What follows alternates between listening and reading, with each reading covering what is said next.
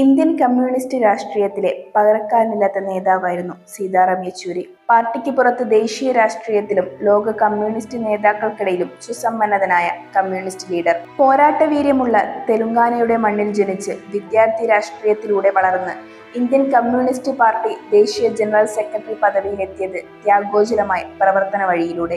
ആന്ധ്രയിലെ തെലുങ്ക് ബ്രാഹ്മണ കുടുംബത്തിൽ സോമയാജലു യെച്ചൂരിയുടെയും കൽപ്പകം യെച്ചൂരിയുടെയും മകനായി 1952 ആഗസ്റ്റ് 12 ചെന്നൈയിൽ ജനനം. 1969 തെലങ്കാന പ്രക്ഷോഭമാണ് അദ്ദേഹത്തെ ഡൽഹിയിലെത്തിച്ചത്. JNU വിദ്യാർത്ഥിയായിരിക്കെ അടിയന്തരാവസ്ഥക്കെതിരെ ഉജ്ജ്വലമായ പോരാട്ടം നടത്തി അറസ്റ്റും ജയിൽവാസവും വരിച്ചു. 1978 മുതൽ SFI അഖിലേന്ത്യാ ജോയിന്റ് സെക്രട്ടറി, 85 മുതൽ CPIM കേന്ദ്ര കമ്മിറ്റി അംഗം, 92 മുതൽ പോളിറ്റ് ബ്യൂറോയിൽ.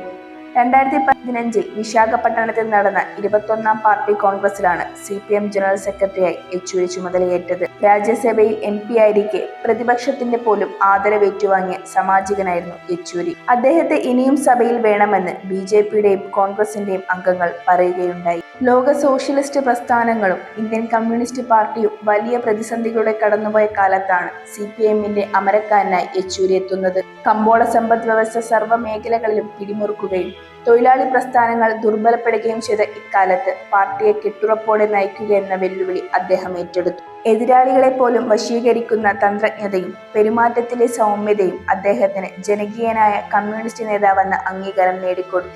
നിരവധി ലോക കമ്മ്യൂണിസ്റ്റ് പാർട്ടി സമ്മേളനങ്ങളിൽ ഇന്ത്യൻ കമ്മ്യൂണിസ്റ്റ് പാർട്ടി പ്രതിനിധിയായി പങ്കെടുത്തിരുന്ന യെച്ചൂരി ആഗോളതലത്തിൽ മാർക്സിസ്റ്റ് പ്രത്യയശാസ്ത്രത്തിലും പ്രയോഗത്തിലും വന്നുകൊണ്ടിരിക്കുന്ന മാറ്റങ്ങളും പുതുചിന്തകളും ഉൾക്കൊള്ളാൻ തയ്യാറായി. ആ മാറ്റങ്ങൾ CPIMന്റെ നയപരിപാടികളിലേക്ക് കൊണ്ടുവരാനും ശ്രമിച്ചു. ലോക മാർക്സിസ്റ്റ് നേതാക്കളും സാമൂഹ്യശാസ്ത്ര രംഗത്തെ പുതിയ ചിന്താധാരകളുമായി അദ്ദേഹം അടുപ്പം പുലർത്തി. മാറ്റങ്ങളെ ഉൾക്കൊള്ളാനുള്ള ഈ വീക്ഷണ വിശാലതയാണ് അദ്ദേഹത്തിന് ജനകീയനായ കമ്മ്യൂണിസ്റ്റ് നേതാവെന്ന പ്രതിച്ഛായ നൽകിയത്. മൻമോഹൻ സിംഗിന്റെ നേതൃത്വത്തിൽ ഭരണമേറ്റ UPA സർക്കാരുമായി CPIM സഹകരിക്കുന്നതിലും പൊതു മിനിമം പരിപാടിക്ക് രൂപം നൽകുന്നതിനും യെച്ചൂരിക്ക് നേതൃപാടവം സുപ്രധാനമായിരുന്നു. നരേന്ദ്രമോദിയുടെ നേതൃത്വത്തിലുള്ള തീവ്ര ഹിന്ദുത്വ രാഷ്ട്രീയം ഭരണത്തിലേറുകയും രാജ്യം അനിശ്ചിതത്വത്തിലേക്ക് നീങ്ങുകയും ചെയ്ത ഘട്ടത്തിൽ മൂന്നാം ബദൽ കെട്ടിപ്പടുക്കുക ശ്രമകരമായ ദൗത്യമായി.